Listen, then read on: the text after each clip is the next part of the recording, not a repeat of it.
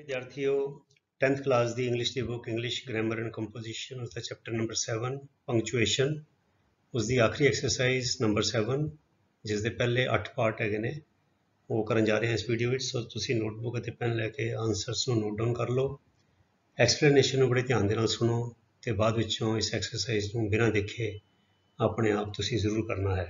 सो आओ शुरू करिए। So punctuate the following using proper punctuation marks wherever necessary. Exercise 7. So पहला है बच्चों, I now understand, मैं हुण समझदा हाँ, who he was, वो कौन सी, why he came to Kolkata, वो कोलकाता क्यों आया, and where he went away, ਅਤੇ ਉਹ ਕਿੱਥੇ ਗਿਆ। ਹੁਣ ਸਾਨੂੰ ਇਹ ਪੜ੍ਹ ਕੇ ਕਾਫੀ ਸਪਸ਼ਟ ਹੋ ਜਾਂਦਾ ਹੈ, ਕਲੀਅਰ ਹੋ ਜਾਂਦਾ ਹੈ ਕਿ ਕਿੱਥੇ ਕਿੱਥੇ ਕੌਮਾ ਵਗੈਰਾ ਆਏਗਾ। ਸੋ I ਤੇ ਕੈਪੀਟਲ ਆਣਾ ਹੀ ਆਣਾ ਪਹਿਲੇ, ਕਿਉਂਕਿ I ਹਮੇਸ਼ਾ ਕੈਪੀਟਲ ਹੁੰਦਾ ਹੈ ਤੇ ਹੁਣ ਇਸ ਸੈਂਟੈਂਸ ਦੀ ਬਿਗਨਿੰਗ ਹੋ ਰਹੀ ਹੈ। So I now understand who he was, comma, why he came to Kolkata and where he went away, full stop। बड़ा सिंपल सी स्ट्रेट फॉरवर्ड सी है बड़ा, ठीक है। फिर अगला आ गया, once during a break in the rains, एक वारी मींह दे विच जिले ब्रेक हुई, मींह जद रुकिया, there was a cool soft breeze, ठंडी पोली हवा blowing वग रही सी, a bird was singing a sweet song, एक पंछी ਮਿੱਠਾ ਗੀਤ ਗਾ ਰਿਹਾ ਸੀ, among the green trees, ਹਰੇ ਰੁੱਖਾਂ ਦੇ ਵਿੱਚ। ਸੋ ਇਹਨੂੰ ਕਿੱਦਾਂ ਕਰਾਂਗੇ, once ਉਹ ਵੱਡਾ ਆਏਗਾ, comma, during a break in the rains, ਫਿਰ ਕੌਮਾ, ਕਿਉਂਕਿ once there was a cool, ਸੋ ਇਹ ਚੀਜ਼ ਵਿੱਚ ਥੋੜੀ ਬ੍ਰੇਕ ਆਉਂਦੀ ਹੈ। ਸੋ ਇੱਥੇ comma, there was a cool, comma, soft। breeze known ਹੈਗਾ, breeze ਮੈਨੇ ਹਵਾ, soft ਉਹਦਾ ਐਡਜੈਕਟਿਵ ਹੈਗਾ ਵਿਸ਼ੇਸ਼ਣ, ਕੂਲ ਵੀ ਉਹਦਾ ਐਡਜੈਕਟਿਵ ਹੈਗਾ। ਸੋ ਦੋ ਐਡਜੈਕਟਿਵ ਨੂੰ ਸੈਪਰੇਟ ਕਰਨ ਲਈ ਅਸੀਂ ਕਰ ਸਕਦੇ ਹਾਂ। ਇੱਥੇ ਕੌਮਾ ਪਾਇਆ, ਕੂਲ ਸੌਫਟ ਬਰੀਜ਼ ਬਲੋਇੰਗ, ਫਿਰ ਸੈਮੀ ਕੋਲਨ ਆ ਜਾਏਗਾ ਥੋੜਾ, ਕਿਉਂਕਿ ਲੰਬਾ ਪੌਜ਼ ਦਵਾਂਗੇ ਕਿਉਂਕਿ ਇਹ ਕਲੌਜ਼ ਬਹੁਤ ਵੱਡਾ ਹੈ, ਠੀਕ ਹੈ। So there was a cool soft breeze blowing, semi colon, a bird was singing a sweet song among the green trees, full stop, ठीक है। आगे चलिए। He studies in Hindu college, he दा एच कैपिटल बड़ा स्पष्ट है, ਇਹਦੇ ਵਿੱਚ ਕੋਈ ਸ਼ੱਕ ਨਹੀਂ। ਹਿੰਦੂ ਕਾਲਜ, ਹੁਣ ਐਚ ਵੱਡਾ ਆਏਗਾ, ਸੀ ਵੱਡਾ ਆਏਗਾ, ਕਿਉਂਕਿ ਹਿੰਦੂ ਕਾਲਜ ਇੱਕ ਸੰਸਥਾ ਦਾ, ਇੱਕ ਬਿਲਡਿੰਗ ਦਾ ਖਾਸ ਦਾ ਨਾਮ ਹੈਗਾ, ਇਹ ਕਿਸੇ ਦਾ ਪ੍ਰੋਪਰ ਨਾਮ ਹੈ। ਸੋ ਪ੍ਰੋਪਰ ਨਾਮ ਵਿੱਚ ਪਹਿਲਾ ਲੈਟਰ ਹਮੇਸ਼ਾ ਕੈਪੀਟਲ ਆਉਂਦਾ, ਠੀਕ ਹੈ।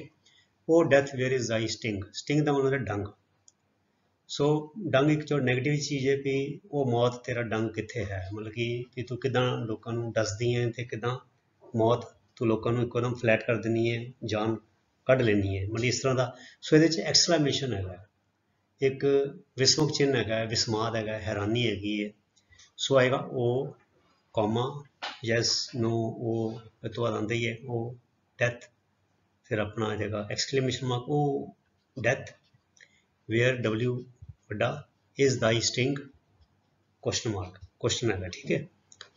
ਫਿਰ ਆ ਗਿਆ आई कैपिटल आएगा, I left this place on Sunday, एक दिन का नाम है, खास दिन का नाम है, सो एस वड्डा आएगा, comma, Sunday the 9th of October, वो वड्डा है क्योंकि महीने का नाम है, फिर comma, and return on Thursday, दिन का नाम है टी वड्डा, the 15th of November, full stop, नवंबर का एन वड्डा।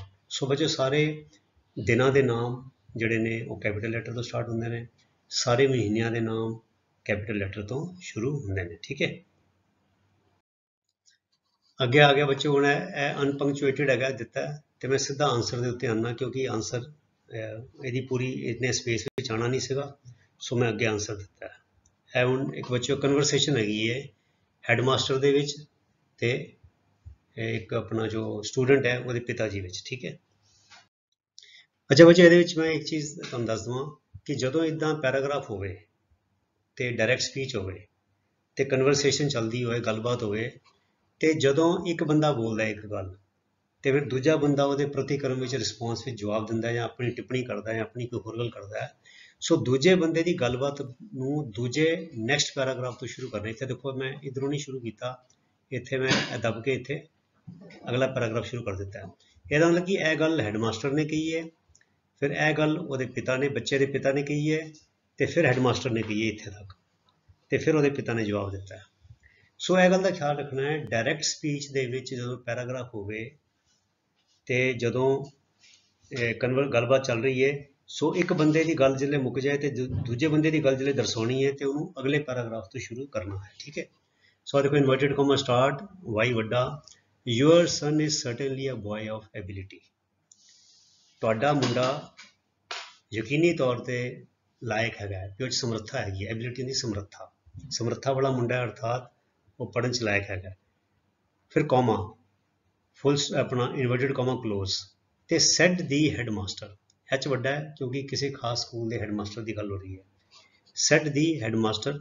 फिर कॉमा इतने पाए थे, फुल स्टॉप नहीं पाए, क्यों? क्योंकि गल चालू है, your son is certainly a boy of ability but, ठीक है ना। ਇਹਦਾ मतलब कि यह सेंटेंस चालू है, इतने खत्म नहीं होया। जे इतने खत्म हो जाता इतने कॉमा पाना सी, ते हैडमास्टर तो बाद असीं फुल स्टॉप पाना सीगा। सो इतने कॉमा, फिर inverted comma start, but all depends upon you, पर सारी गल तुहाडे ते निर्भर करती है। Whether he is to do well at school, कि उन्हें स्कूल विच चंगा करना है या नहीं। मतलब कि वो कह रहा है तुहाडा मुंडा लायक है, पर पिता नूं कहंदा है तेरे ते निर्भर करता है कि स्कूल ते चंगा करेगा कि नहीं, ठीक है।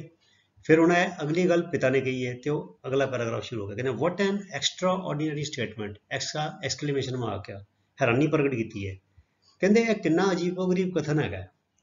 कहते मतलब हैडमास्टर साहब तो कमाल की गल करते तुसीं, भी पढ़ना मुंडे ने वे दाखला उन्हें लिया, मैं तो फीस देनी है, उन्होंने किताबां लैके देनी है, पैन पेंसिल लैके देना है, तो तुसीं कह रहे हो कि स्कूल चो किद्दां करेगा, मेरे ते डिपेंड करेगा। What an extraordinary statement, कहते कितनी अनोखी गल तुसीं कीती है, said the father, full stop. हुण देखो यह गल इत्थे मुक गई है, नवा सेंटेंस शुरू हो रहा, पर इन्वर्टेड कॉमा पिता ही कह रहे, इस करके फुल स्टॉप आया। देखो इत्थे हैडमास्टर तो बाद कॉमा आया सीगा, पर इत्थे फादर तो बाद फुल स्टॉप आया। इत्थे कॉमा क्यों आया सी? क्योंकि इहदे नाल इह वाली गल जुड़ी हुई है, पर इत्थे यह गल मुक गई है। What an extra ordinary statement, तो नवा सेंटेंस शुरू होएगा, इस करके फुल स्टॉप आया। तो फिर inverted comma start, how can his progress possibly depend on me, depend upon me, question mark. हुण पिता क्या कहता है, कहते बड़ी अनोखी गल की है तुसीं मास्टर साहब, भी जिहड़ी बच्चे की तरक्की है वो किस ढंग के नाल मेरे ते निर्भर कर सकती है। How can this possibly be dependent on me, मतलब कि how can his progress possibly depend on me, वो तरक्की दसो मेरे ते किद्दां निर्भर करेगी। हुण फिर हैडमास्टर समझाता है, जवाब दिंदा है, इन्वर्टेड कॉमा स्टार्ट। हुण हैडमास्टर बोल रहा है, यू कैन सी, फिर comma inverted comma close, replied the headmaster. हुण देखो फिर बच्चों मैं इत्थे फुल स्टॉप नहीं पाया, इत्थे फादर तो बाद फुल स्टॉप सी, इत्थे हैडमास्टर तो बाद कॉमा पाया। क्यों? क्योंकि सेंटेंस पूरा नहीं होया। यू कैन सी दैट, ते इत्थे टी भी वड्डा नहीं आया, इत्थे बी भी वड्डा नहीं आया सीगा। सो इत्थे comma, inverted comma start, you can see that he does his homework carefully. उन्होंने हैडमास्टर समझाया, कहते भी तुसी यह देख सकते हो कि तुहाडा मुंडा ध्यान दे नाल अपना होमवर्क करता है कि नहीं। अर्थात उन्हें पूछा ना भी मेरे ते किद्दां निर्भर करेगा। उन्हें कहा भी महाराज जनाब तुसी यह तो यकीनी बना सकते हो ना कि तुहाडे मुंडे ने होमवर्क किया कि नहीं किया। काका लिया दस तेनों होमवर्क की मिलिया, अच्छा यह वाला होमवर्क मिलिया, दसो कित्थे कीता कि नहीं किया। एक बार उसकी नोटबुक खोल के देखो भी उन्हें सारा होमवर्क किया कि नहीं किया, साफ साफ लिखा कि नहीं लिखा, ऐ तो तुसीं चेक कर सकते नहीं कर सकते। So that he does his homework carefully, you can see that, कि तुसीं यह देख सकते हो। फिर कहना ओ यस, हुण प्यो जवाब दे रहा है, फुल स्टॉप मड़ी है, इन्वर्टेड कॉमा स्टार्ट, ओ यस, कहते हाँ जी, सैड दी फादर, फादर ने क्या। हुण देखो इत्थे फिर कॉमा, क्योंकि इत्थे गल चालू है, तो आई कैपिटल इस करके आया, आई तो हमेशा कैपिटल होंदा है। I can do that, I can do at least that much, कहता इन्ना तो मैं कर ही सकता हाँ। तो जे मैं अपने नियाणे नूं पढ़ा नहीं सकता, घੱਟ तो घੱਟ मैं यह तो चैक कर सकता हाँ कि उन्होंने होमवर्क की मिलिया सीगा, ते उन्हें होमवर्क किया है या नहीं किया है। सो बच्चों यह बड़ी वधिया कन्वरसेशन सी, तुहाडी पढ़ाई नाल भी संबंधित हैगी है, तो तुसीं यह वाला जिहड़ा वीडियो है अपने माता पिता नूं भी दिखा दिओ, है ना, उन्होंने पता लग जाए कि उन्होंने की जिम्मेवारी होंदी है। ठीक है, अगे चलिए, वन डे वॉकिंग टुगैदर, चलो यह भी सीधा बच्चों आंसर तो ही आने, ठीक है, क्योंकि ये भी कन्वरसेशन हैगी दो जाणियां दी। ओके, वन डे कॉमा एक दिन, वॉकिंग टुगैदर अप अ हिल, पहाड़ी उत्ते इकट्ठे चढ़ते हुए, वॉकिंग टुगैदर अप अ हिल, वॉकिंग अप हिल ने पहाड़ी उत्ते चढ़ते हुए। आई सैड टू फ्राइडे, हुण फ्राइडे का एफ वड्डा, इत्थे फ्राइडे दिन का भी नाम है, पर बच्चों कहानी है रोबिन्सन क्रूसो दी शायद, ਉਹ 'ਚ ਉਹਨੇ ਇੱਕ ਉਹਨੂੰ ਜੰਗਲੀ ਬੰਦਾ ਮਿਲਦਾ ਕਬੀਲੇ ਦਾ, ਤੇ ਉਹਦਾ ਨਾਮ ਉਹ ਫਰਾਈਡੇ ਰੱਖ ਦਿੰਦਾ ਕਿਉਂਕਿ ਉਹਨੂੰ ਫਰਾਈਡੇ ਨੂੰ ਮਿਲਿਆ ਸੀਗਾ। ਸੋ ਆਈ ਸੈਡ ਟੂ ਫਰਾਈਡੇ, ਮੈਂ ਫਰਾਈਡੇ ਨੂੰ ਕਿਹਾ, ਕੋਮਾ ਇਨਵਰਟਡ ਕੋਮਾ ਸਟਾਰਟ। ਹੁਣ ਉਹਦੀ ਬੰਦੇ ਦੀ ਗੱਲ ਸਟਾਰਟ ਹੋ ਗਈ ਹੈ। ਕਹਿੰਦੇ do you not wish your self in your own country again. ਕਹਿੰਦੇ ਤੇਰੀ ਇੱਛਾ ਨਹੀਂ ਹੁੰਦੀ ਕਿ ਤੂੰ ਆਪਣੇ ਆਪ ਨੂੰ ਆਪਣੇ ਦੇਸ਼ ਵਿੱਚ ਦੁਬਾਰਾ ਪਾਏ, ਵੀ ਤੈਨੂੰ ਨਹੀਂ ਲੱਗਦਾ ਕਿ ਮੈਂ ਆਪਣੇ ਦੇਸ਼ ਵਿੱਚ ਮੁੜ ਕੇ ਜਾਵਾਂ? ਕੁਐਸਚਨ ਹੈਗਾ, ਕੁਐਸਚਨ ਮਾਰਕ, ਸੋ ਇਨਵਰਟਡ ਕੋਮਾ ਕਲੋਜ਼। ਹੁਣ ਉਹਦੀ ਗੱਲ ਖਤਮ ਹੋ ਗਈ। ਹੁਣ ਫਰਾਈਡੇ ਜਵਾਬ ਦਿੰਦਾ, ਕਹਿੰਦਾ ਯੈਸ, ਹਾਂ, ਹੀ ਸੈਡ, ਉਹਨੇ ਕਿਹਾ। ਹੁਣ ਫਿਰ ਬੰਦਾ ਬੋਲਦਾ ਹੈ, ਰਾਈਟਰ ਬੋਲ ਰਿਹਾ, ਫਿਰ ਨਵਾਂ ਪੈਰਾਗ੍ਰਾਫ ਸਟਾਰਟ ਹੋਏਗਾ। Inverted comma start, what would you do there, said I. ਗੱਲ ਖਤਮ ਹੋ ਗਈ, ਇੱਥੇ ਫੁੱਲ ਸਟਾਪ ਆ ਗਿਆ। ਕਹਿੰਦੇ ਤੂੰ ਉੱਥੇ ਕੀ ਕਰੇਗਾ, ਹੈ ਉੱਥੇ ਕੀ ਕਰੇਗਾ? Would you turn wild and eat man's flesh again, ਕੀ ਤੂੰ ਮੁੜ ਕੇ ਉਹ ਜੰਗਲੀਪੁਣਾ ਅਪਣਾ ਲੇਗਾ? ਟਰਨ ਵਾਈਲਡ ਬਣ ਤੂੰ ਫਿਰ ਜੰਗਲੀ ਬਣ ਜਾਏਗਾ ਅਤੇ ਬੰਦਿਆਂ ਦਾ ਮਾਸ ਖਾਣਾ ਸ਼ੁਰੂ ਕਰ ਦੇਗਾ? Question mark, inverted comma close. ਹੁਣ ਫਿਰ ਇਹ ਗੱਲ ਖਤਮ ਹੋ ਗਈ ਹੈ, ਅਗਲੇ ਬੰਦੇ ਦੀ ਗੱਲ ਸ਼ੁਰੂ ਹੋਣੀ ਹੈ। ਸੋ ਹੀ ਲੁਕਡ ਫੁੱਲ ਆਫ ਕੰਸਰਨ, ਉਹ ਬੜਾ ਗੰਭੀਰ ਨਜ਼ਰ ਆਇਆ। ਇੱਥੇ ਬੱਚੋ ਫੁੱਲ ਸਟਾਪ ਨਹੀਂ ਹੈ, ਕੋਮਾ ਹੈ, ठीक है। He looked full of concern, अर्थात वो चेहरे ते बड़ी गंभीरता सी, वो चेहरे ते ਉਹਦਾ ਚਿਹਰਾ ਗੰਭੀਰਤਾ ਨਾਲ ਭਰਿਆ ਹੋਇਆ ਸੀਗਾ। He looked full of concern and shaking his head, ਅਤੇ ਆਪਣਾ ਸਿਰ ਜ਼ੋਰ ਦੀ ਹਿਲਾਉਂਦੇ ਹੋਏ ਕਿਹਾ, ਸੈਡ ਨੋ ਨੋ, ਨਹੀਂ ਨਹੀਂ, ਵੀ ਮੈਂ ਹੁਣ ਮੁੜ ਕੇ ਬੰਦਿਆਂ ਦਾ, ਇਨਸਾਨਾਂ ਦਾ ਮਾਸ ਨਹੀਂ ਖਾਵਾਂਗਾ। तो इतने एक्सक्लेमेशन है, तो इन्वर्टेड कोमा क्लोज, ठीक है।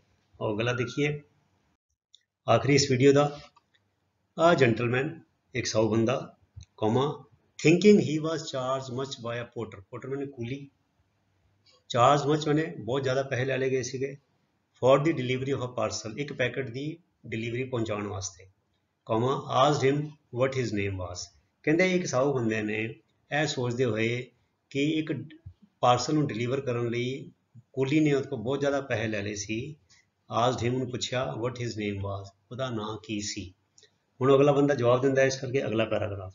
ਸੋ inverted comma start, my name, comma inverted comma start, replied the man, comma ਕਿਉਂਕਿ ਇਹ ਸੈਂਟੈਂਸ ਇਹਦੇ ਨਾਲ ਜੁੜਿਆ ਹੈ, ਆਲਰੇਡੀ ਚਾਲੂ ਹੈ, ਸੋ ਇੱਥੇ ਕੋਮਾ ਆਏਗਾ।